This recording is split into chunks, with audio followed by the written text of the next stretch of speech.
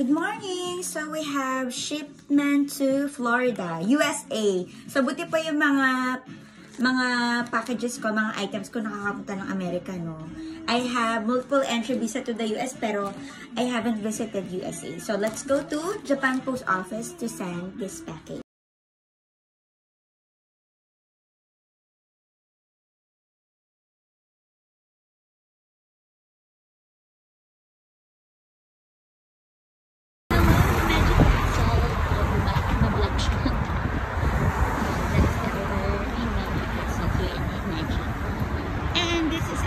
Post office open Monday to Sunday, o diba?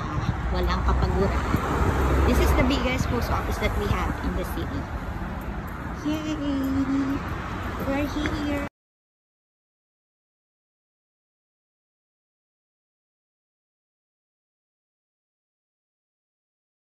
Okay, hindi pa dala natin. Pag ganito kasi, kakitomi, meaning registered.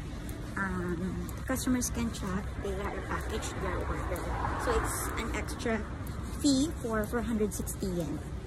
So uwi na tayo.